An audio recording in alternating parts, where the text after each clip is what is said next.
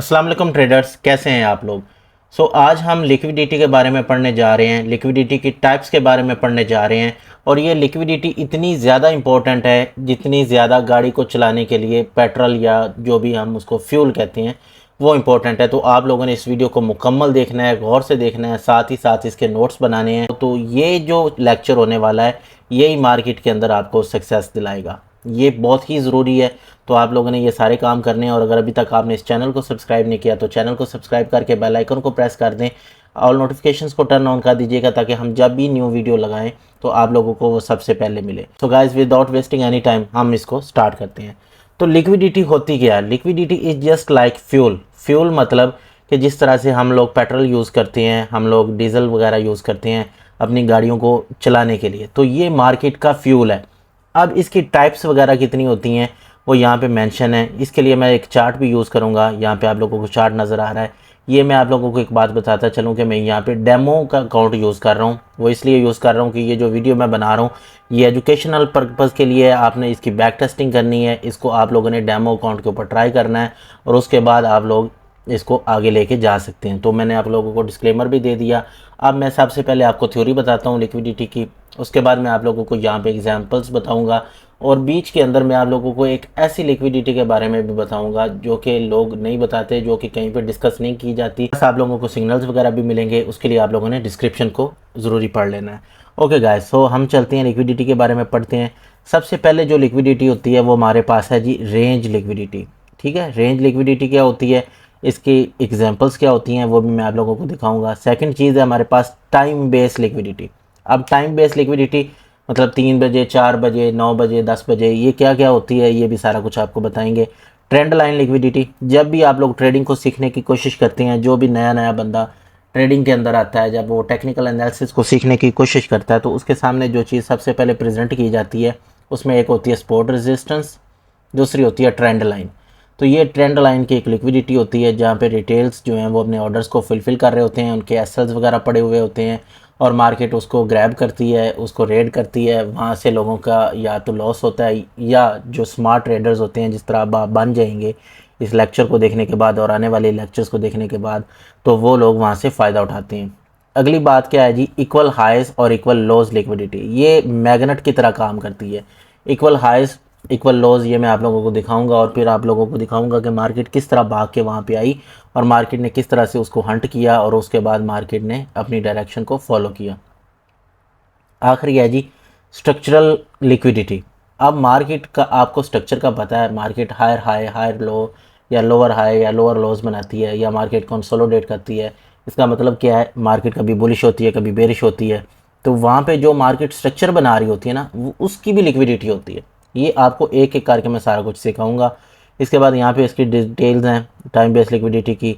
अब यहाँ पे हम चलते हैं, सबसे पहले हम चलते हैं रेंज लिक्विडिटी।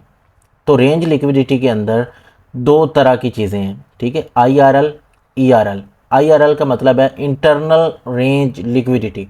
अब इसके अंदर शामिल होते हैं हमारे पास ऑर्डर ब्लॉक्स। ऑर्डर ब्लॉक्स भी वो होते हैं मतलब जो अपर साइड पे हों, जो उसकी एक्सटर्नल, जो उसकी स्विंग साइड है ना, एक्सटर्नल साइड, वो इसमें डिस्कस सामने नहीं करनी। तो ऑर्डर ब्लॉक के वो वाली कैंडल्स जो कि अंदर जाके बनती होती हैं वो मैं आप लोगों को डिस्क्राइब करता हूँ क्या चीज़ है, उसको हम इसमें ऐड कर सकते हैं। मोस्टली FVG को ऐड करते हैं, IFVG को ऐड करते हैं, यहाँ पे BPR को ऐड करते हैं। तो ये वाली जो चीज़ें लास्ट वाली तीन जो है ये तो हमेशा यूज़ होती हैं। ऑर्डर ब्लॉक्स की कुछ कंडीशंस होती हैं, अगर वो भी यूज़ हो तो हम उसको बोलेंगे कि ये जो IRL है वो हुआ है, इंटरनल रेंज लिक्विडिटी है। उसके बाद आती है हमारे पास एक्सटर्नल रेंज लिक्विडिटी। इसमें तो हमेशा ऑर्डर ब्लॉक होते ही हैं क्योंकि वो स्विंग्स पे बनते होते हैं। तो जेनेरिक जितने भी हमारे पास ऑर्डर ब्लॉक्स हैं वो इसके अंदर शामिल होते हैं, ठीक है। या इसके अंदर कुछ आते हैं हमारे पास की एरियाज़, ठीक है। हम कीज़ एरियाज़ को मैं जो बोलता होता हूँ वो हम उसको की लेवल भी बोलते हैं, कुछ लोग की एरिया बोलते हैं। हर बंदे ने अपनी अपनी स्टडी की है, हर बंदे का कंसेप्ट अलग है। जो मेरा कंसेप्ट है वो उसको हम की ब्लॉक्स कहते हैं या की लेवल्स।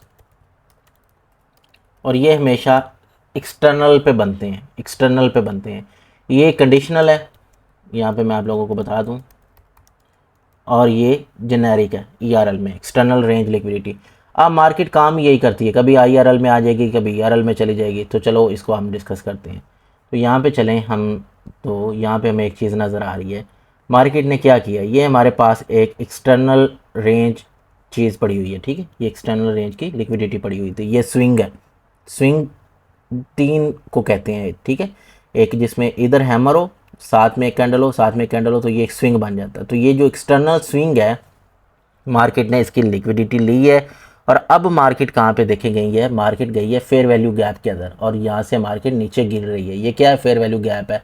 और अगर हम इसको पीछे लेके जाएं तो ये हमारे पास ब्रेकर ब्लॉक भी था। तो ये हमारे पास टोटल क्या बन रहा है, अलाइन हो रहा है, दो यहाँ पे हमारे पास पीडीए रेज आ रही हैं, ठीक है। अब यहाँ पे मैं आप लोगों को बताना क्या चाह रहा हूँ कि मार्केट गई है एक्सटर्नल रेंज पे, वहाँ की लिक्विडिटी लेके मार्केट फिर क्या करती होती है, इंटरनल रेंज पे जाती है। तो अब इस फार्मूला से मार्केट ने दोबारा क्या करना है, मार्केट ने दोबारा ये करना है कि मार्केट यहाँ पे घूम घूम के आएगी और किसको लेगी, आपने अगर पहचाना है कि इसको लेगी तो बिल्कुल सही पहचाना है, क्योंकि ये हमारे पास एक्सटर्नल रेंज लिक्विडिटी पड़ी हुई है। तो मार्केट यही काम करती रहती है हमेशा। मैं यहाँ पे 4 आवर के अंदर जाता हूँ और यहाँ पे आपको कुछ एग्जांपल्स दिखाता हूँ। अब ये देखें, ये हमारे पास क्या था, एक्सटर्नल रेंज लिक्विडिटी है, ये मार्केट लेगी और फिर अगर यहाँ पे कोई इंटरनल रेंज रह गया हुआ तो मार्केट वहाँ पे चली जाएगी। अब यहाँ पे मैं आप लोगों को एक और एग्जांपल दिखाता हूँ। ये देखें, ये हमारे पास क्या है, एक्सटर्नल रेंज लिक्विडिटी है, ये एक्सटर्नल रेंज लिक्विडिटी है। मार्केट ने इसको लिया और फिर मार्केट कहाँ पे चली गई है, मार्केट चली गई इस ऑर्डर ब्लॉक के पास, और नीचे इसके फेयर वैल्यू गैप भी पड़ा हुआ है। तो जो मैं कह रहा था कि कंडीशनल ऑर्डर ब्लॉक्स के पास अगर जाएगी तो IRL भी होता है। इसको रट्टा लगाने की ज़रूरत नहीं है, इसको सिंपल ये समझ लें कि जहाँ पे BPR होगा, जहाँ पे IFVG होगा, जहाँ पे FVG होगा, वो हमारे पास इंटरनल रेंज लिक्विडिटी होगी। जहाँ पे स्विंग्स होगा, जैसे ये स्विंग है हमारे पास, तो ये एक्सटर्नल रेंज लिक्विडिटी है। तो मार्केट हमेशा एक्सटर्नल से इंटरनल में जाएगी और इंटरनल से एक्सटर्नल में जाएगी, मार्केट हमेशा यही काम करती रहेगी। अब यहाँ पे मैं आपको एक और एग्जांपल दिखा देता हूँ। मार्केट ने देखिए यहाँ पे क्या किया, ये हमारे पास एक एक्सटर्नल रेंज लिक्विडिटी थी, मार्केट ने इसको ग्रैब किया। ये आप यहाँ पे देखें, मैं इसको ज़रा जूम कर देता हूँ। ये मार्केट ने क्या किया है, एक्सटर्नल रेंज लिक्विडिटी को ग्रैब किया है और मार्केट फिर ऊपर चली गई है। और अब यहाँ पे देखिएगा कि ये फेयर वैल्यू गैप से फिर गिर रही है। ये चेक करें ना, नीचे ये सारा फेयर वैल्यू गैप बना हुआ है 4 आवर का, ठीक है। यहाँ से मार्केट ने नीचे का फिर मूव दिया है, एक्सटर्नल रेंज लिक्विडिटी लेके इंटरनल रेंज गई और फिर वहाँ से नीचे। और यहाँ पे ये देखें, ये इसको हम सप्लाई बोलते हैं, ऑर्डर ब्लॉक्स भी बोलते हैं। ये काफ़ी लंबा चौड़ा प्रोजेक्ट है, प्रोजेक्ट कह रहा हूँ, ये लंबा चौड़ा कॉन्सेप्ट है। अभी हमने सिर्फ और सिर्फ फॉलो करना है लिक्विडिटी को। तो liquidity is just like fuel and it happens in this way कि ये एक्सटर्नल को खा के इंटरनल में जाती है, इंटरनल को खा के एक्सटर्नल में जाती है। ये इंटरनल से आई, यहाँ पे ये देखें, ये एक्सटर्नल थी, इसको ले लिया। अब यहाँ पे ये एक्सटर्नल को लिया, फिर दोबारा इंटरनल में चली गई। तो ये मार्केट ऐसे ही चलती रहती है। 1 आवर के अंदर जाते हैं और ये हर पेयर के ऊपर ऐसे ही काम करेगी। यहाँ पे जाके कुछ दिन पीछे जाके देखते हैं कि पीछे भी ऐसे काम कर रही थी कि नहीं। अब यहाँ पे आप लोग देखो, यहाँ पे मार्केट ने ये जो लिक्विडिटी ली है, ये कौन सी ली है, आप क्या समझते हैं, ये इंटरनल रेंज लिक्विडिटी है या एक्सटर्नल, कमेंट्स में बताएं। ये जनाब इंटरनल रेंज लिक्विडिटी है। तो इंटरनल रेंज लिक्विडिटी को लेने के बाद मार्केट देखें कैसे ऊपर भाग गई। तो liquidity is just like fuel, liquidity से बेहतर कोई चीज़ आजकल काम नहीं करती। तो लिक्विडिटी लेते हैं, यहाँ पे एक्सटर्नल रेंज लिक्विडिटी ली है मार्केट ने, ये चेक करें, एक्सटर्नल रेंज लिक्विडिटी ली और मार्केट ऊपर चली गई, ठीक है।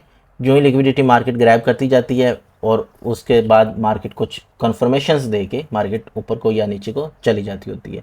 ये आप यहाँ पे दोबारा चेक करें, ये हमारे पास इंटरनल रेंज लिक्विडिटी है, मार्केट ने इसको लिया, ये फेयर वैल्यू गैप की लिक्विडिटी ली, ये फिर एक्सटर्नल भी ली और मार्केट ने ऊपर का मूव दिया। फिर यहाँ पे कोई बड़ा एरिया पड़ा होगा, मार्केट स्ट्रक्चर शिफ्ट हो गया होगा तो मार्केट नीचे आ गई है। तो ये हमारे पास एग्जांपल थी इंटरनल रेंज लिक्विडिटी की, एक्सटर्नल रेंज लिक्विडिटी की। तो ये हमारी कवर होगी। अब बात करते हैं सेशंस की। टाइम बेस्ड लिक्विडिटी जो होती है उसके अंदर क्या क्या शामिल होते हैं, ये मैं आपको यहाँ से बताता हूँ, फिर वहाँ से भी बताता हूँ। सबसे पहले एशियन सेशन, उसकी लिक्विडिटी इकट्ठी होती रहती है, फिर मार्केट उसको ग्रैब करती है और उसके बाद मार्केट मूव देती है, लेकिन कन्फर्मेशन के साथ। फिर लंदन के सेशन की कन्फर्मेशन होती है, ये टाइम देख लें, 8 बजे से लेकर 17 बजे तक, और ये UTC टाइम होता है और इसको -UTC-4 कहते हैं, और ये न्यूयॉर्क का टाइम होता है, ठीक है। इसके बाद न्यूयॉर्क सेशन देखें, ये 13:30 से लेकर 22 बजे तक है और ज़्यादातर यही होता है 8 बजे से लेकर 5 बजे तक। तो इस दरमियान में जो लिक्विडिटी इकट्ठी होती रहती है उसको मार्केट जब ग्रैब करती है तो उसके उल्ट चली जाती है या फिर कंटिन्यू करती है। ये इसके बाद ये जो इसके एग्जांपल्स हैं ये आपको चैनल में मिल जाएंगी, मैं वहाँ पे पोस्ट कर दूँगा। अब चलते हैं जी अगली लिक्विडिटी पे। यहाँ पे एक लिक्विडिटी है वो मैंने आप लोगों को बतानी है, वो कैंडल की लिक्विडिटी होती है, वो भी मैं आपको चार्ट पे बताऊंगा। एक होती है डेली, वीकली, मंथली। यहाँ पे जाके इसको ज़रा अंडरस्टैंड करते हैं। ये डेली पे चलते हैं हम लोग। अब यहाँ पे आप लोग देखें, ये हमारे पास डेली की कैंडल थी, इसने मार्केट का हाई लिया, नीचे क्लोज हुई और मार्केट देखें कितने तक आ गई है। तो ये हमारे पास क्या हुआ है, डेली की लिक्विडिटी लेके मार्केट नीचे आई है। तो इस तरह ये काम कर सकती है। और जो कैंडल्स होती है ना, मतलब 4 आवर की कैंडल मैं यहाँ पे ओपन कर लेता हूँ। यहाँ पे ये देखें, ये हमारे पास 4 आवर की कैंडल है। इसने क्या किया है, पिछले 4 आवर की कैंडल की लिक्विडिटी ली है, नीचे क्लोज हुई है, सारे ऑर्डर इसके अंदर मुंतकिल हो गए हैं। अब इसके रिजेक्शन ब्लॉक से मार्केट फिर नीचे आ गई। मार्केट यही करती है। अब मार्केट ने इसकी लिक्विडिटी ली है और उसके बाद ये कंप्लीट हो गई। अब यहाँ पे अगर 15 मिनट के अंदर हमें कन्फर्मेशन मिल जाती है तो मार्केट फिर इसको टारगेट कर लेगी 4658 को। अब यहाँ पे हम लोग चलते हैं, यहाँ पे क्या किया मार्केट ने, ये एक्सटर्नल रेंज लिक्विडिटी थी लेकिन ये कैंडल की भी लिक्विडिटी है 4 आवर की। मार्केट ने इसको ग्रैब किया और क्लोज ऊपर नहीं कर पाई तो मार्केट फिर क्या आ गई, नीचे आ गई। ये बड़े आसान है, बस आप लोगों ने इसके ऊपर तवज्जो करनी है, फोकस करना और इसके नोट्स बनाने हैं।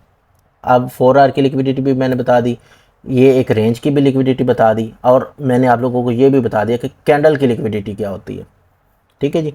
मंथली भी इसी तरह होती है। मैं भी अगर मंथली के अंदर जाऊँ, यहाँ पे मैं जाता हूँ मंथ के अंदर, तो मंथ को अगर मार्केट ने ग्रैब किया होगा या उसको लिक्विडेट किया होगा तो मार्केट नीचे आ जाएगी। अब ये देखें या ऊपर चली जाएगी, ये डिपेंड करता है। यहाँ पे देखिए ये मंथ था, कौन सा वाला, ये था फरवरी का। फरवरी के मार्केट ने क्या किया, लिक्विडिटी को ग्रैब किया, ऊपर क्लोज हुई और उसके बाद अच्छा खासा मूव दिया है 4902 तक।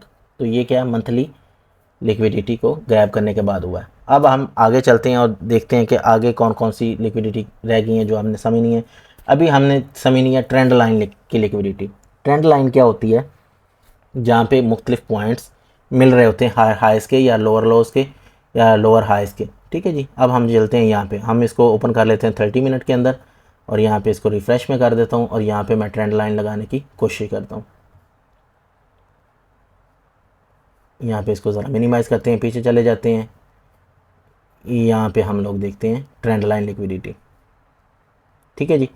तो यहाँ पे अगर हम देखें तो एक ये क्या है, ये ट्रेंड लाइन लिक्विडिटी है, ये ट्रेंड थी, ये ट्रेंड लाइन थी।